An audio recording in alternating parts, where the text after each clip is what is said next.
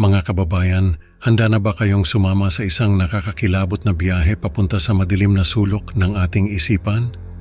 Sa bawat pagpikit ng ating mga mata, may mga bangungot na nag-aabang na parang mga aninong nagtatago sa dilim.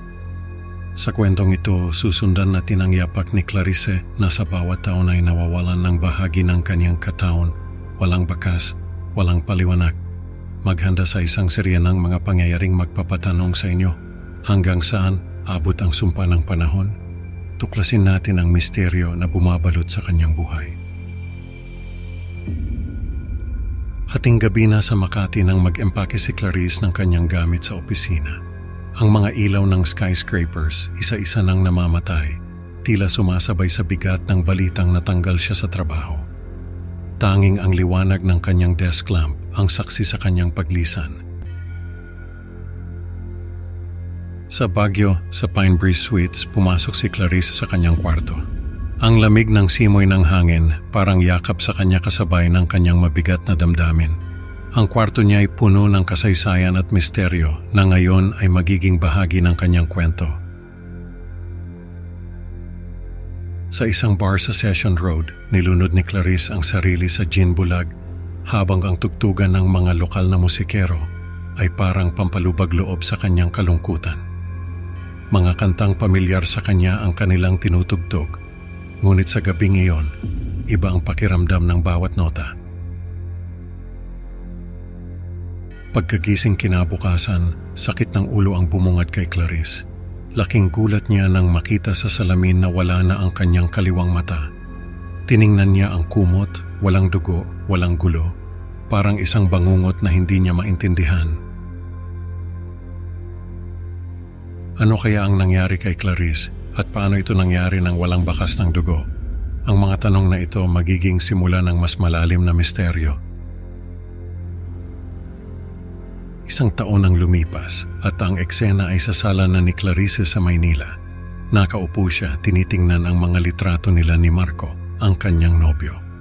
Bawat larawan, parang sariwang sugat sa kanyang puso. Nagising si Clarice isang umaga na may kakaibang pakiramdam.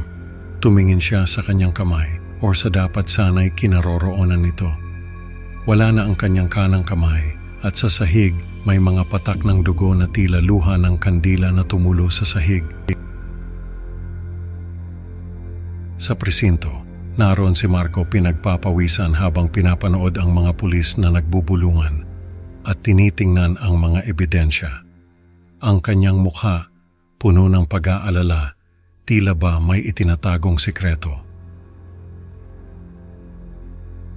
Ang misteryo ng pagkawala ng bahagi ng katawan ni Clarice ay lalong lumalim.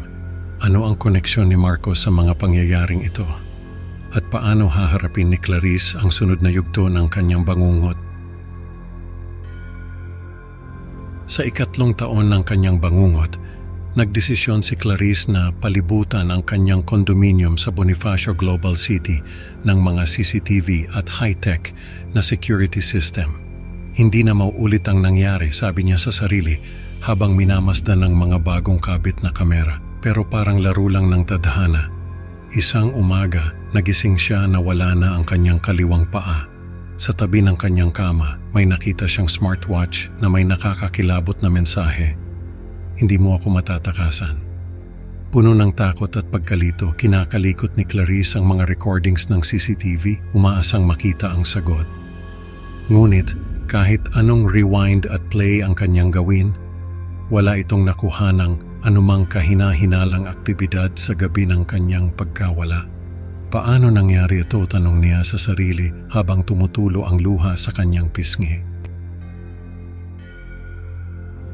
Ngunit ang misteryo ay hindi nagtatapos dito. Ano nga ba ang susunod na mangyayari kay Clarice? Sa paglipas ng panahon, hindi na nagpatinag si Clarice sa takot. Nagpalipat-lipat siya ng tirahan, umaasa na makakalayo sa anino ng kadiliman na tila ba'y sunod ng sunod sa kanya.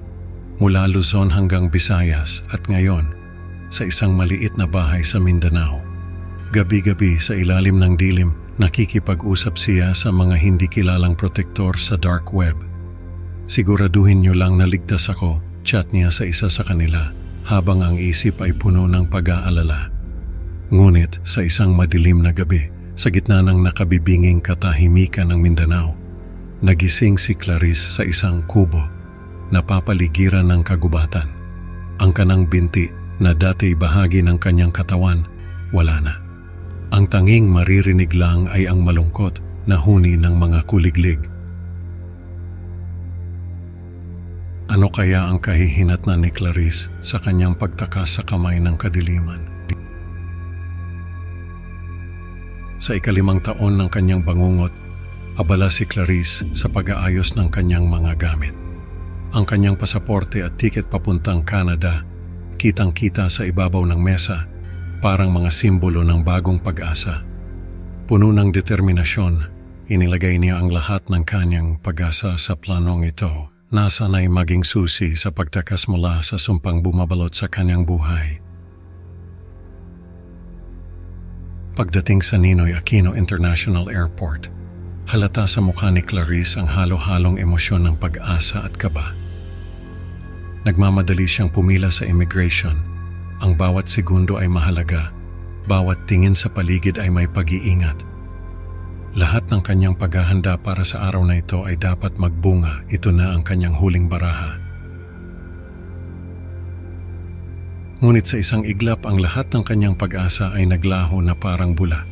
Sa isang sulok ng paliparan, natagpuan si Clarice na walang malay. Ang kaliwang tainga ay hindi na matagpuan. Nagkagulo ang mga security personnel. Nagtatakbuhan papunta sa kanya, hindi makapaniwala sa nangyari. Ang airport na dapat sanay daan niya palabas ng bansa ay naging eksena ng panibagong trahedya sa kanyang buhay. Ano na kaya ang mangyayari kay Clarice sa huling taon ng kanyang sumpa? Sa huling taon ng kanyang pagdurusa, tahimik na nagpipinta si Clarice sa loob ng kanyang studio. Ang bawat stroke ng brush sa canvas ay parang pagsuko na rin sa kanyang mapait na kapalaran. Ang mga mata niyang dati-rati puno ng takot, ngayon ay nagpapakita na lang ng pagtanggap. Dumating ang umaga ng mahalagang petsa at nagising si Clarice na wala na ang kanyang dila. Sa tabi ng kanyang kama, isang sulat na nagtatanong ng bakit? At ang nakakakilabot na sagot na bakit hindi? Ang mga salitang ito, parang mga multong bumubulong ng walang katapusang bangungot. Gamit ang kanyang natitirang kamay, nag-iwan si Clarice ng isang mensahe na may mga simbolo, tila isang mapa o plano. Ang kanyang isip, kahit sa gitna ng kawalan, ay hindi tumitigil sa paghahanap ng paraan para makaganti sa kanyang hindi nakikitang kaaway. Sa siyudad ng Baguio, ang kwento ni Clarice ay naging usap-usapan ng bayan. Ang Pine Breeze Suites na dating tanyag sa kanyang ganda, ngayon ay dinadayo hindi lang dahil sa kasaysayan, kundi dahil sa misteryosong alamat na bumabalot dito. Ang alamat ng babaeng hinabol ng sumpa na nag-iwan ng marka hindi lang sa kanyang katawan, kundi pati na rin sa puso ng mga tao.